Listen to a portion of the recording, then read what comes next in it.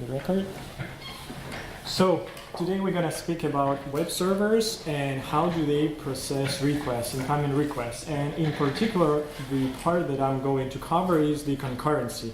How do they cover multiple simultaneous incoming HTTP requests? So I call it an intimidating topic. I actually had to suffer the first day the server I was responsible for managing received sustainable load. I had to suffer and I had to learn in the bad way. And that's like the result is here in this presentation. And it is delivered by an introvert nerd, myself. So let's see what we've got. What is concurrency? Let's first come up with a definition. I went to Wikipedia and I had to throw away a lot of the fluffy puffiness of its definition, but according to Wikipedia, it is ability of different parts of algorithm to be executed out of order without affecting the final outcome. That's what Wikipedia says. You get some idea, and then just for the topic of this session, for web servers and how do they do simultaneous requests, I define it as ability to process multiple requests simultaneously. That's the definition of myself. So this is what we're going to be doing. Before we do anything advanced, let's do something simple, something about myself. That's actually the slide I spent most of the time on. So my name is Alex, then I'm also a Drupal developer. I have been doing Drupal for the last 8 years. Since 6 years ago I have been a Gentoo Linux user, and just since a year ago I started to contribute to their repository a little bit also. In particular within Drupal I co-maintain, Jacob does 99% of the job, I take 1% of the credits. I co-maintain WebForm 8, and then I also maintain WebForm views among other modules. And I currently work for a company called FATV, Financial Aid TV. That's a company here in the United States, and what we do, we build chatbots for colleges and schools. These chatbots, they kind of maintain a conversation with students, customer support. Students may ask some questions to this bot, and the bot will try to understand what the hell the student is saying and will try to find some decent answer and will present the answer to the student. Apparently you can tell from my list of skills, we do some Drupal there, we do some MySQL, we do some Linux, we do some web servers, and some artificial intelligence as well. So that was about myself. And now a little more advanced slide, but still pretty easy.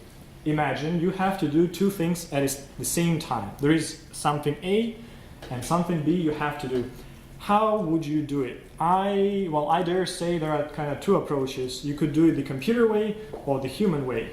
The computer way of doing it would be like, I'm going to jump on task A really quick, I'm going to finish it, and then I'm going to jump to the task B really quickly, I'm going to finish it, and to human observer it would feel like the computer has done it simultaneously, although it is not true. The computer has done it very quickly, but in strict sequential order. And what if task A takes a lot of time to do, then computer, as it tries to finish it, it sees it's nowhere close to finishing, then it's going to put it aside and it's going to jump back to the task B. It will try to finish it quickly.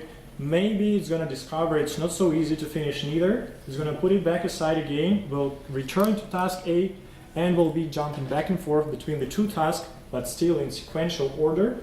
And for human, it might feel as it happens simultaneously, but it is not. It's this thing, and it is actually in operating system design. It's called context switching, when you jump from one task to another. Or another way to refer to it would be, the operating system would schedule task A for execution on the CPU, and then it would schedule the task B on the CPU. That is the computer way of doing it.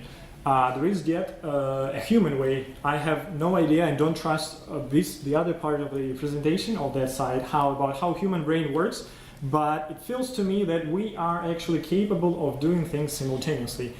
Don't know about you guys, but I can drive and talk to a passenger at the same time. I have no idea how it happens in my brain, but it actually feels as it is happening naturally within my brain, actually simultaneously. Let's remember these two different approaches, and we're going to be coming back to both of them throughout the presentation. And we shall begin with the computer way of doing it because it's sequential, it's strictly defined and easier to follow. This is what Apache web server does. And here's a small step out parentheses. Apache actually has encapsulated the logic related to how it handles concurrency, multiple simultaneous requests. It is encapsulated into a separate Apache module, which is called AMPM, and it stands for multi-processing modules. There are multiple implementations of this module for Apache. I don't know by heart the full list, but I definitely can name some. Prefork, there is another called event, and there is yet another called worker. In my practical experience of managing servers, prefork is the 99% of the servers out there, and therefore everything I speak about Apache from here forward in this presentation only refers to prefork, because in my experience that's the dominating implementation of concurrency. And so what is prefork? Prefork in a nutshell is just a swarm of Apache processes that are handling incoming requests. And well, that's a pretty easy definition. Whenever you talk about swarm of something, it means you need some hierarchy to control that swarm, to order and command it. Thus, apart from the swarm of, they are called worker processes, you also need a master process who oversees the whole scenery. And that's basically it. We could say we've covered the theoretical part of Apache. So what happens? Suppose we have one concurrent request. There is only one request right now hitting our web server. We have hardware that features 2 CPU cores. And what is going to do prefork about it? So it, by definition, it must have a master process of Apache who oversees the whole thing. Because we only have one incoming request, we're going to need only one worker process.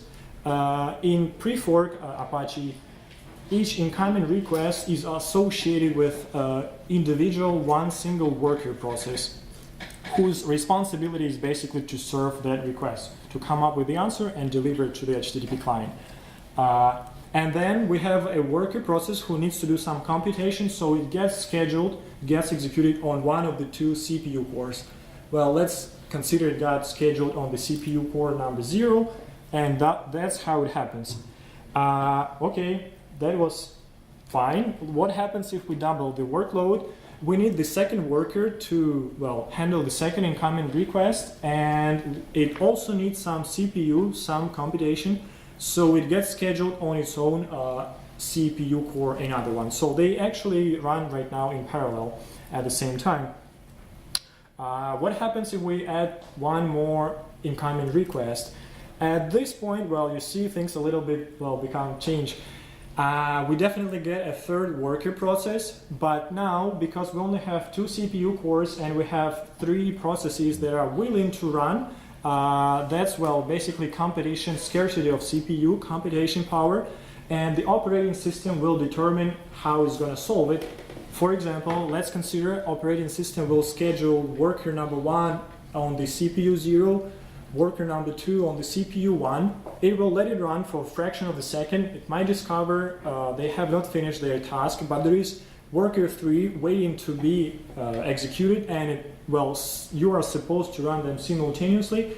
So what it's going to do, it's going to, for example, take off worker number 1 from this CPU core, it will put it back into waiting queue, and we'll get worker 3 scheduled here, and it will just rotate 3 of them on 2 available CPU cores until some of these HTTP requests get served, and the remaining 2 workers will get each of their CPU core to finish, fulfill their request. So a little bit more complex setup, but still manageable. Let's see, let's continue growing. Let's throw even more load, and we see something new appear here. Apparently, you cannot grow infinitely with your workers. For the reason because anyway, it's not like you're actually processing them like in 3 or 4 or 5 parallel channels. You only have 2 CPU cores. You can only process 2 things at a time. So there is no really a lot of logic in letting it grow infinitely, then each of these basically is a Linux or operating system process. It needs some resources from the Linux kernel to kind of bookkeep, maintain itself. It consumes some RAM memory also, so there is definitely a burden in having those processes in your system. So what you could do, you could define a certain number of worker processes you allow Apache to have. If there is excess of incoming requests, Apache will collocate it onto the queue, waiting queue. So basically, we kind of stay at the previous slide. We have 3 workers, 2 CPU cores. The whole thing runs, but there is just meanwhile the 4th request sitting there in the queue waiting for its turn. At some point, one of these workers, whoever it is going to finish its request. It's going to become available idle. And at this point, master Apache request is going to recognize I have somebody sitting in the queue over there. Over here, I have an idle worker request. So let me grab this guy and pass it on to this idle worker. And basically then the queue becomes empty and we come back to the previous slide scenario. We have 3 workers and 3 requests. So therefore, Apache queues any excess of incoming requests. It queues onto some queue, which is really lightweight, much easier to maintain and have them in the queue rather than do actual swarm of worker processes. And that's how it really handles like top level concurrency. And this is really sincere about how Apache works on theoretical level. Just a couple of points how you could actually, as the administrator of the server, how you could configure those things. Well, not so bad, just 4 data points you could tweak in Apache prefork npm module. The most important is the first one, maximum request workers. This is the how many worker processes you allow Apache to create. In our scenario, it was three pieces only. So some ideas on how to pick up that number. Definitely don't make it like big just because you think your web server will work faster that way. It will actually hurt you. I would suggest you to determine what is your bottleneck. In this scenario, for example, the bottleneck we could say was the CPU. We kind of exhausted the CPU cores. Although we could continue growing in the workers, there was little point because the CPU was exhausted. Well, sometimes it is the bottleneck of your hardware. In my case, more often it has been the RAM memory because each of those of these worker processes, they consume certain amount of RAM memory. My server would run out of the memory at certain amount of workers. So what I would do, I would evaluate how much megabytes of RAM memory each of those consume, how many megabytes I'm willing to allocate towards Apache server within this hardware, and I would just divide the 2 numbers, and that would give me some idea on the top maximum number I could put in here for the maximum request workers. Then the next couple goes kind of bundled. We have minimum spare servers and maximum spare servers. So again, workers, they are Linux operating system processes. Creating a new Linux process or removing an existing process, that's a burden for the kernel. It has to do some internal things to make it happen. So that's an unnecessary burden, and why would you do it if just a fraction of a second after you might receive a new incoming HTTP request and you will be creating a new worker you have just eliminated, I don't know, milliseconds ago. So what Apache master does, it maintains a pool of idle workers, which it utilizes whenever a new incoming requests come in. And you basically tell Apache how little you can go and how much you can go. Definitely setting up maximum spare workers more than your maximum general amount of workers makes little sense. And then what about the minimum spare servers? I would say, I don't know, I could give it, for example, half of the max spare servers or the half of the max request workers. And the idea here that, the idea here that how I understand how I interpret these two numbers. Imagine you're not having too much traffic. You have, I don't know, 5 spare idle workers. They're waiting for possible incoming requests, spikes in the load, and you're actually hitting some spike, and you've just received 4 additional incoming requests. Apache master process sees like, okay, so I used to have 5 spare workers. I've just occupied 4, I'm left with 1. It looks like a spike in the traffic. I better go, and in the background, I better create additional spare workers. So by giving some room, some game to play for the Apache master on the amount of workers, you give it enough kind of air to breathe when the spikes grow or fall down in the background, and you give it some time to create additional horsepower, additional workers, without actually needing them now, but probably having to need them in a second or in 2. And then the last one is really easy one, start servers. When you just start Apache, that's amount of workers it will create, and from that very moment, the actual amount of workers in the pool will be managed by maximum, minimum, and the absolute maximum.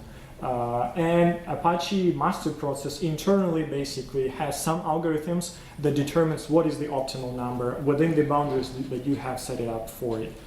This is how Apache prefork can be configured.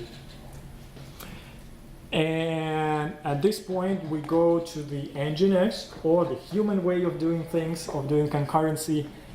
So it is, well, here I'm mostly going to be talking about NGINX, but the architecture kind of trick, it's called event loop. And there are other servers, such as, for example, Node.js, who utilize the same logic, the same thinking, the same attitude towards this concurrency problem. So you would need a single unit of processing. You as a human have one brain. And okay, so you're driving, you're talking to your friend here, and all of a sudden there was a stoplight and used to be green and now it's blinking. That's an event, and you're supposed to respond by some means to event occurring in the environment. What are your options? You might speed up to actually, make it on time before it becomes red, or if you see like not too far, you have to brake and slow the car down. There are your possible reactions. And imagine at the same time as you observe the stoplight change, your friend starts to tell you a very stupid, not interesting joke. And you might decide what is more important, like processing the stoplight thing first or reacting to his non-interesting joke. Depending on the importance, whatever you attribute to both, you probably will first settle with the car, whatever has to be done, and then you're like, oh yeah, sorry, I missed, what was that? You're gonna tell to your friend. Well, so the idea is when too many events arrive at the same time, you put them on the queue and you process them either as a plain simple queue, first in, first out, or you might do some prioritization within the queue also. That's up to implementation, we could say. Really simple logic. Let's see how it happens a little closer to the practice. So first, let us concentrate on this part. I was thinking I should maybe break it down into 2 slides, but I decided to save some space.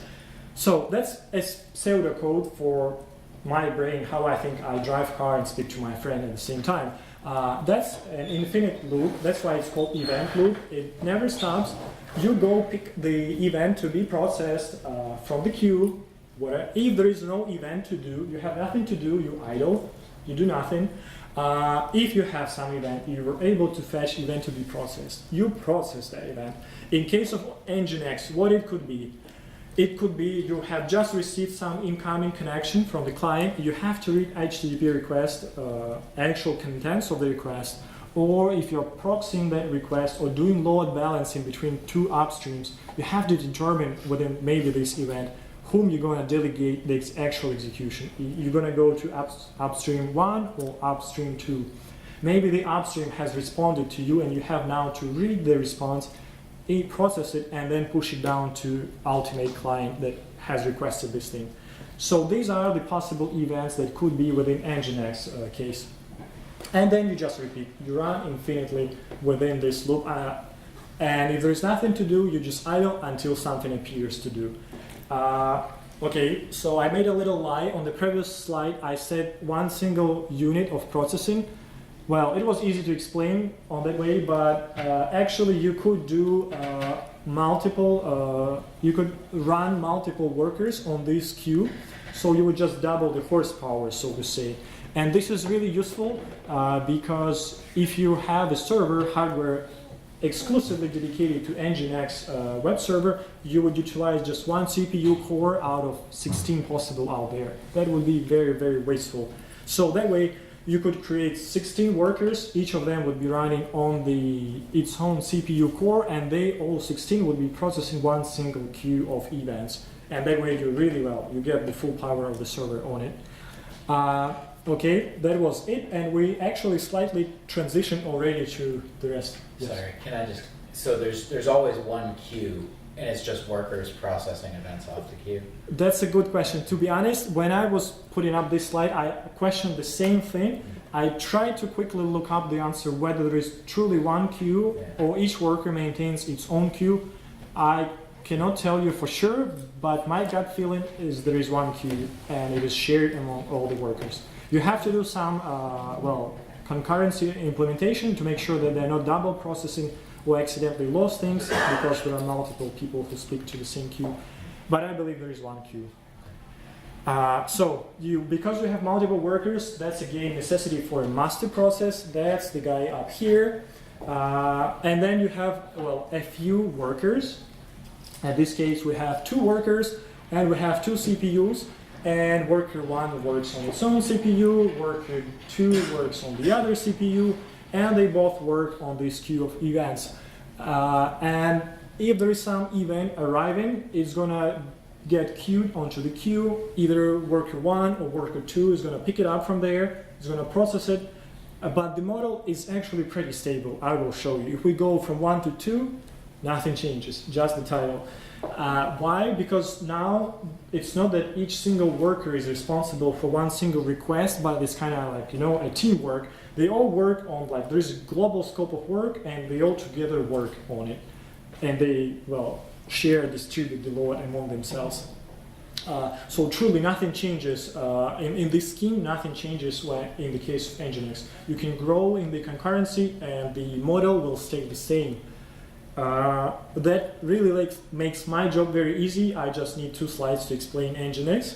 So we are done with NGINX theoretical part. Now the configuration. And again, very good news.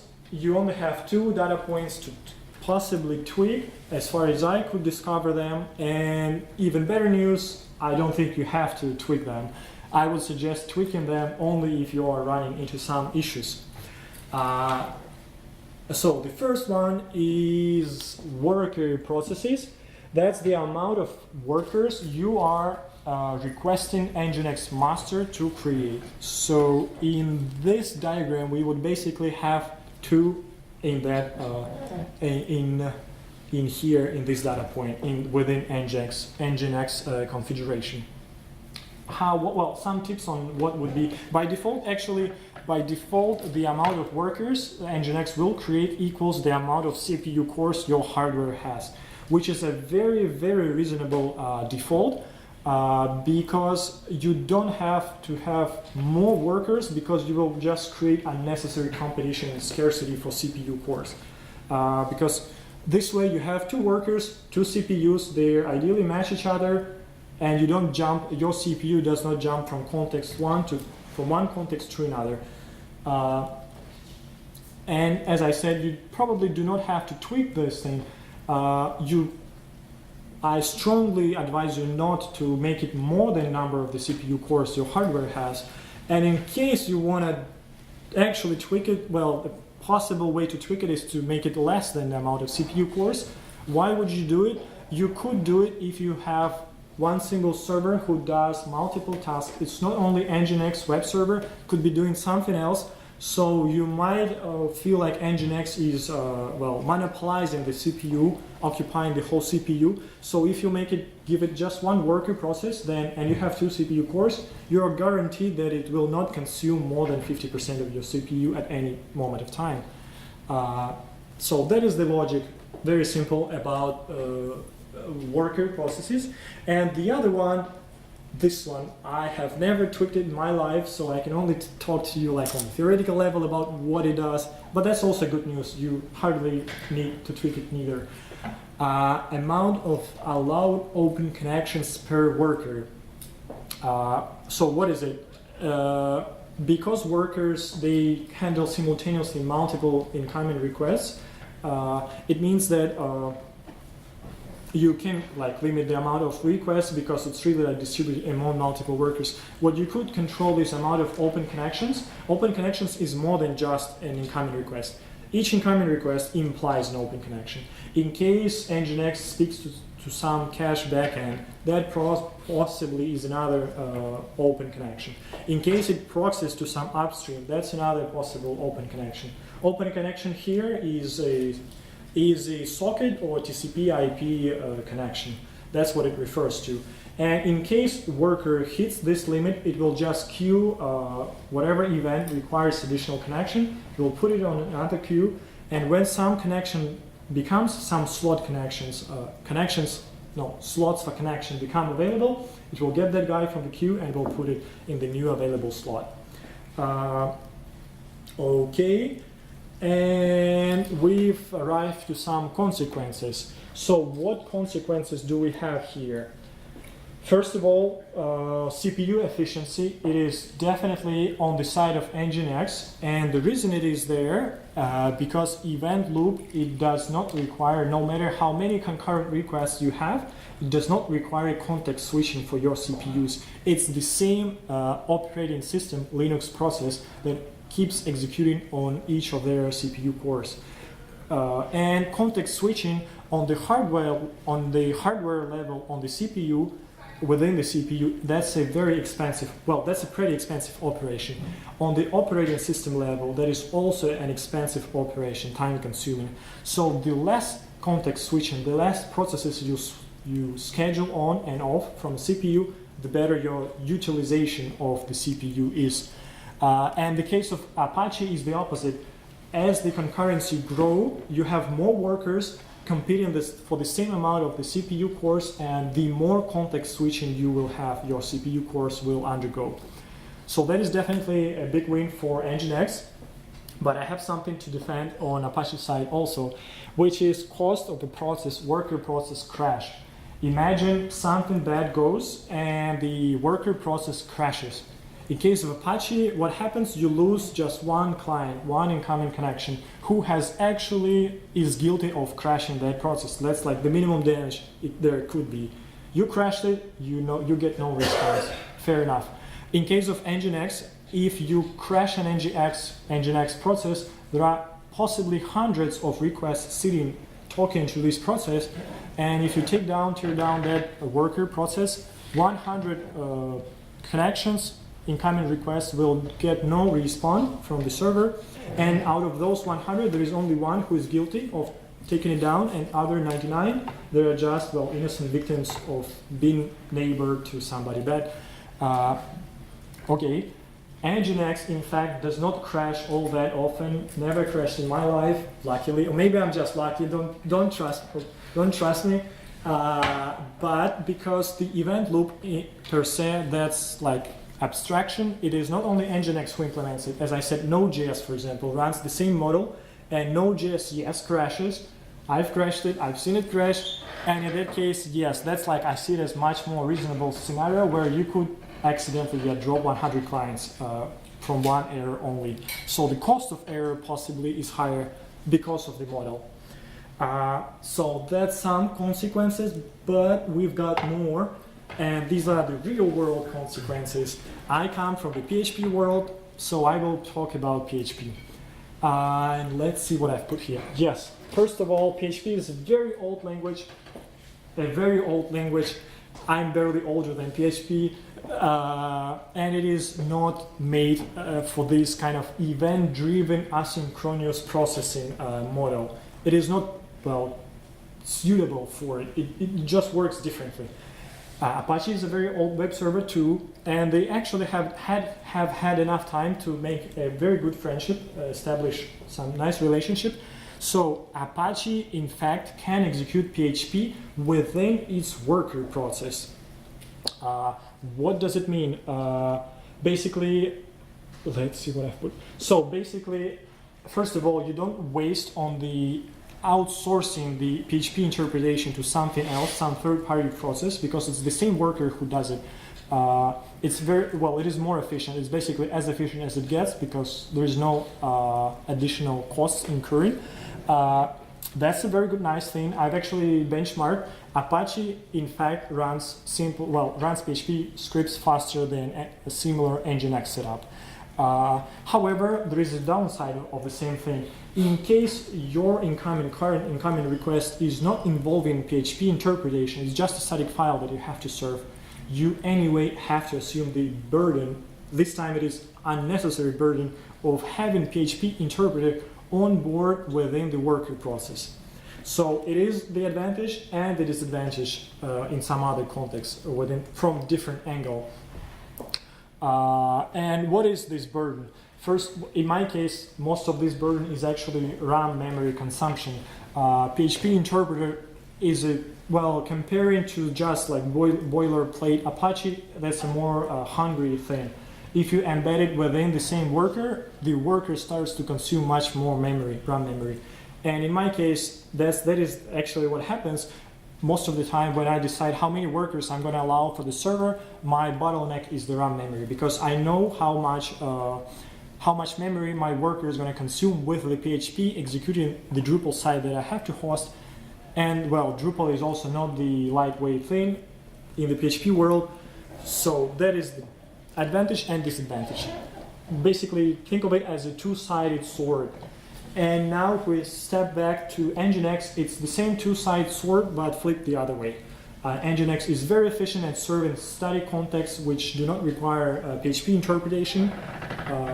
In general, NGINX is more efficient at serving HTTP requests, but whenever it has to do PHP interpretation, because it is based on this event loop architecture, it simply cannot do it within itself. It just runs by different nature. So it has to outsource PHP interpretation to some third-party agent, some other process within Linux. Most of the time it is PHP FPM. I don't remember what FPM stands for. Or even there are multiple other ways to run PHP from within NGINX. But that's, you introduce communication between two different processes, and that's additional burden. So it's really the same thing, but flipped. Maybe like the conclusion I take from here, when I'm setting up some advanced web server infrastructure, I try to make sure Apache is responsible just for PHP requests, and then NGINX is responsible just for serving static content. Because that way I feel I get to utilize the two-sided swords, but with the best part of each one. So I get like two-sided, the good sword. Okay, so another real world consequence is the keep alive, I don't know even how to say it, well, part of the HTTP protocol. I don't know if everybody here knows what keep alive in HTTP means or not, but I'll do like really quick 30, maybe 1 minute introduction. So imagine I'm HTTP client, I'm a web browser, that is the server. I'm going to open google.com, I request google.com, this thing replies to me within HTTP connection the HTML code for this web page. We close the connection, I figure out, okay, so I need the Google image, I need some JavaScript also. I issue 2 additional HTTP requests to the server. It's going to reply to me back in the image and the JavaScript, but establishing the HTTP connection and closing it afterwards, that's actually a costly operation. And chances are, especially in the case of HTML documents, that I'm going to need a bunch of images, a bunch of CSS files, a bunch of JavaScript. That means it's very likely I'm going to soon be issuing additional HTTP requests to the same server. So they've come up, let's introduce Keep Alive, which is just a negotiation between the client and the server not to close the HTTP connection, the TCP/IP connection, once it has been served, but to maintain it for a certain amount of time, to maintain it open. In case you decide you need more, you're going to reutilize the same tunnel, TCP/IP connection, so as a client, I get a little bit faster experience because I save the time required to establish the connection.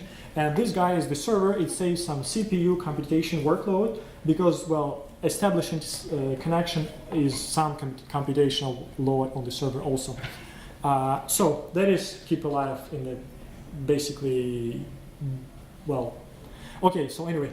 And the thing is, in Apache prefork, that's a very costly asset from my perspective because after the worker, Apache worker has finished fulfilling the request, it has replied everything it thinks it has to reply to me. It is not getting returned to the pool of available workers, and as long as the keep alive connection is open.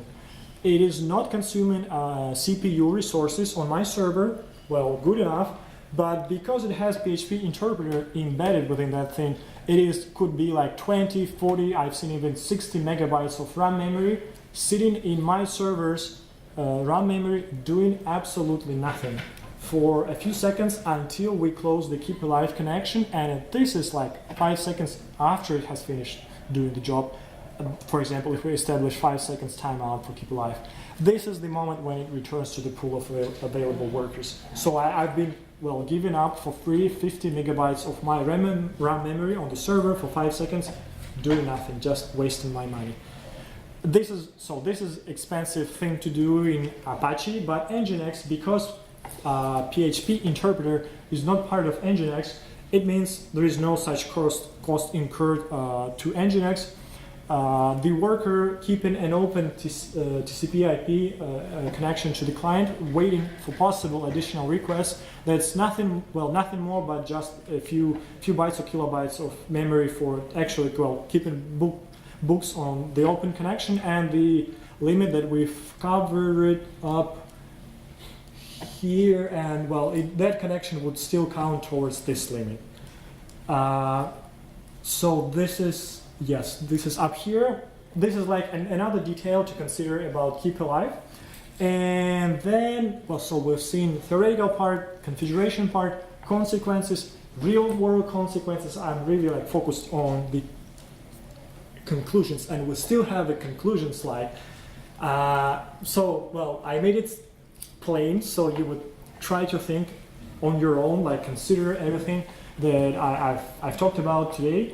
And my conclusion is actually pretty simple. Use your brain, and that was my general idea today. I would like to show you the framework, some logic of how it works internally, possible pros and cons, the advantages and disadvantages of each of those approaches. And then you could go home, analyze it, understand the specific use case you have, use your brain afterwards, and go configure whatever you have to tweak within your infrastructure that you have. And this basically wraps it up. I'm not sure why I've gone to multiple sessions today. Nobody put this feedback form. Actually, I believe every speaker was contacted to put it on his slides. So I did the job of putting it. Go submit the feedback to the organizers. If you have questions like not so feedback, or you want to make it private without the Nerd Summit involved, you have my email. My name is Oleksandr, actually. My last name is Trotsenko, but I go by Alex. And it was a pleasure to have you here. If you have some questions, that's the time to ask them.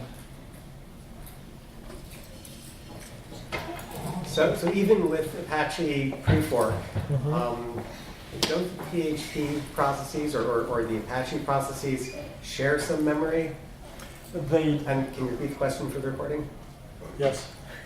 Okay, so the question was, even if we run Apache prefork with PHP interpreter within it, do they share some memory, like among all those workers, and then they still could need additional dedicated memory just for themselves? That is true. There is some memory shared. From my understanding, definitely Apache will need to share some memory between the workers to make sure all the concurrency business happens properly. As far as PHP involved, from my knowledge, it could be limited. I know that opcache optimization of Apache, PHP, which is basically compiling PHP source code into bytecode which is much easier and faster to interpret. That thing is also shared among all the workers, and therefore, it is shared among all the interpreters, therefore all the Apache workers. But from my experience, let's give it a real scenario. You just booted up your server, you have 3 workers, out of the box, each of them consumes 2 megabytes of RAM. You've received a first incoming request that was just a CSS file. One of the workers served it, I don't know, it bumped a little bit the memory consumption for whatever reason. Now you have 2 megabytes and 2.5. Next incoming request, that's a Drupal homepage. I don't know, that's a cold cache, you have to rebuild everything. Tons of memory gets wasted in PHP, so it goes like, you have this worker 2.5 megabytes. The next thing is like 60 megabytes because that's PHP interpreter there. After it had finished processing PHP interpreter, for some reason it does not free up the memory. It stays at this point, might go a little bit down, like 59, I don't know, 55. It backs off a little bit, but it stays there. And you have the third worker, which is still 2 megabytes. But as time goes by, these 3 workers work. At some point, all of them will hit Drupal request, and you will have 60, 60, and 60 megabytes each one. Out of those 60, for example, let's give it 10 megabytes that are shared. So your true memory, RAM memory, raw consumption would be 10 megabytes shared, and then 50, 50, and 50 on each one. So that gives us 160 of the overall. Yep. On that, there's no, like, that issue killed me when I first learned that existed with Apache, where, like, because I had a Drupal. It kills everybody. Hitting so high, and they have not resolved that, because I mean, there's a huge difference between the 2 megabytes for an image and the Drupal homepage, and the ideal scenario is the Drupal homepage only, like that per worker, that uses that much memory, and then their 2 megabyte process can just go ahead and keep sorting images. They haven't sorted that out in Apache yet? No, to the Prefork. yeah, not to my knowledge. Some things, some possible curements for these ones. There is, I've been a little bit simplistic about Apache configuration. No, this one. There is one additional, I don't remember it by heart, but basically it boils down to how many requests a worker is allowed to have processed. And if it reaches this number, a master process will come, kill it, and will substitute it by another brand new worker. The reason they have it is to, like, in case there is some memory leak, like you just reset the cycle every now and then. So that could be like, like Apache crappy solution on it, or something else that I have been doing when I really need to squeeze out the hardware. I orchestrate. I have somebody, one thing, for example, NGINX, work on the static assets, works cool, very efficient.